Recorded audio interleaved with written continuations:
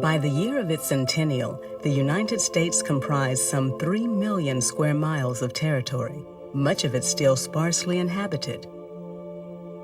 But immigrants seeking new land and new lives were rapidly filling up the West as Native Americans underwent the final stages of displacement.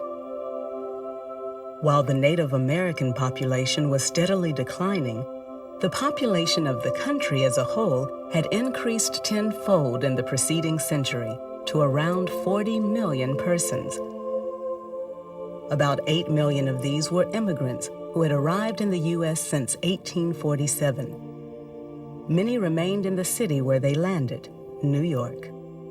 Because the city is now the centerpiece of this new industrial capitalist economy, which has been enormously enhanced by the Civil War, what you had was, in fact, an injection of a tremendous volume of cash into the New York upper classes, and they explode in this era, in the Gilded Age of massive, conspicuous consumption, and they begin to do their chateaus and their great stables of horses, and the high life. They're notorious and they're famous for this.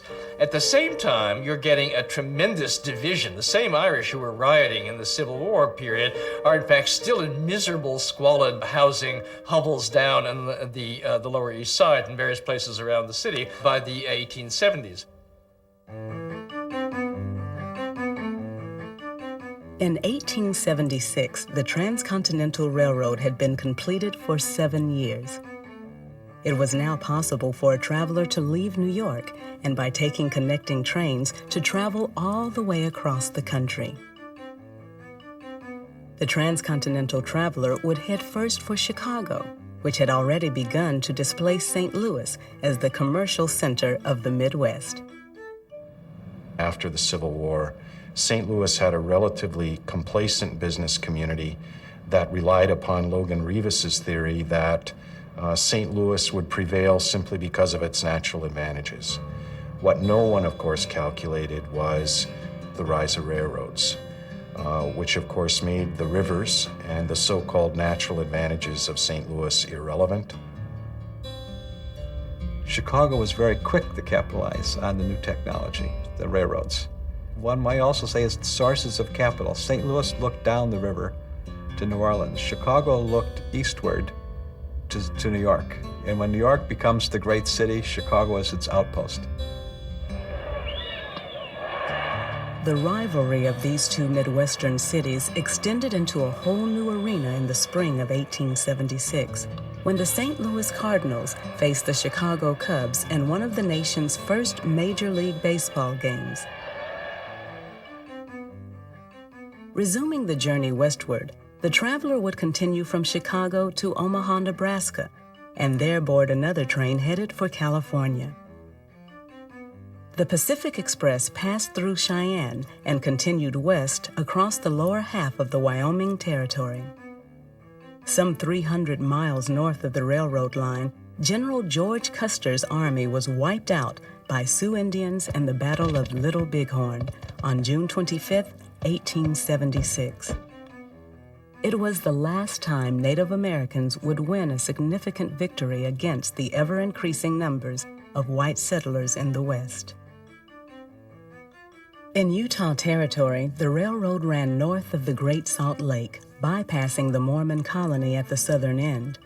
There, Brigham Young and his followers had tried to escape the influence of non-Mormons once and for all, but westward expansion quickly caught up with them. Passing through the Sierra Nevadas, passengers received a grisly reminder of the hardships endured by earlier transcontinental travelers. There, a group of pioneers known as the Donner Party had lost their way and resorted to cannibalism to stay alive. On the other side of the mountains lay Sacramento, western terminal of the Transcontinental Express. From Sacramento, it was only a short train ride to San Francisco, the largest city on the Pacific coast. You have a city which is now 100 years away from that small Spanish outpost that was founded there in 1776. You have a city of tens of thousands of people, which is a good-sized city for its time. You have the third busiest port in the United States at that time. And you have a very sophisticated culture because that instantaneous money immediately brought in virtually every cultural enterprise you can imagine. Theater, music, and opera, and so forth. Numerous newspapers and publications and so forth. By 1876, San Francisco had the largest percentage of foreign-born residents of any city in the United States. This is not the land of Oz, or it's not Nirvana, but it worked fairly smoothly as you had these shifting groups of minorities who began more and more to cooperate with the Anglos that were dominant in the earlier part of the post-Gold Rush period. A traveler wishing to go on to Oregon Territory could buy a ticket on one of the steamboats which regularly sailed up the Pacific coast into the mouth of the Columbia River and on to Portland. Portland, by the mid-1870s, had well over 20,000 people in it, but it was still a pretty rough city, primarily Protestant, white. There were some African Americans here, certainly, and Chinese, and a few, but not many Japanese. But very much a white culture. A lot of men here, laborers, working in the small industrial fabrication plants and working in forest products, working in felling timber and working in lumber mills. The traveler wishing to reach the New Mexico Territory from the West Coast in 1876 would find the journey a difficult one. The trip from San Francisco to Santa Fe required a hard ride by horse or stagecoach across Death Valley. If one were not done in by heat and thirst, hostile Indians or outlaws, one would find on arrival a land suffering from drought, political violence, and ongoing conflict between Native Americans, Mexican Americans, and white settlers. At 1876, things are very, very difficult for people of Mexican origin, just about anywhere. Texas, New Mexico, Arizona, California, Nevada, Utah, partly because while many of them have in fact mastered English, many at that point in time have seen their lands taken or eroding. Formal education is minimal, and so there isn't an ability or a way of competing with the Euro-Americans who have money, who quickly buy land, who attend schools, and who have access to East Coast economic channels. So there's an erosion of social status, of political status, of economic status and ability. To travel east from Santa Fe, one could first head north to Denver and there board a train bound for St. Louis. Not far from St. Louis, in a small town on the banks of the Mississippi River, lived an imaginary boy who also made his debut that year. Like it? Well, I don't see why I oughtn't to like it. Does a boy get a chance to whitewash a fence every day? The Adventures of Tom Sawyer by Mark Twain was published in December 1876 to widespread critical acclaim.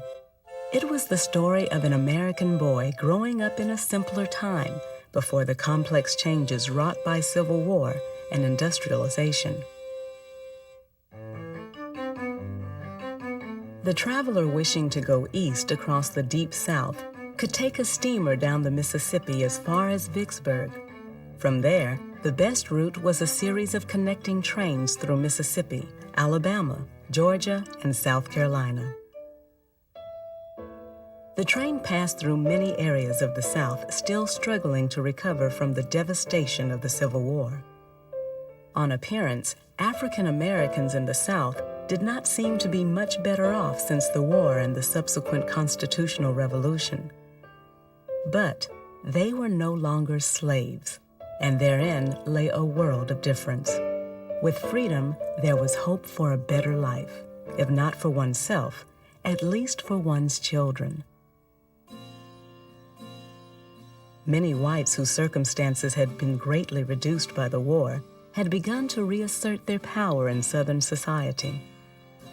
By the middle of the 1870s, there was a feeling in Charleston, as well as the rest of the South, that maybe Reconstruction was coming to an end and that prosperity would return. Also, by the 1870s, it was discovered that phosphates could be mined out of many former plantation lands. And so the growth of a phosphate mining industry and fertilizer sort of salvaged the fortunes of some of the older Charleston families. It brought some prosperity to the city. And the city itself was experiencing a little bit of a resurgence through business. By and large, a lot of the Charlestonians who had been prominent in the years before the war, though, were still struggling to reclaim their fortunes or to hold on to what possessions they retained. In Centennial America, change was everywhere, but resistance to change was also strong.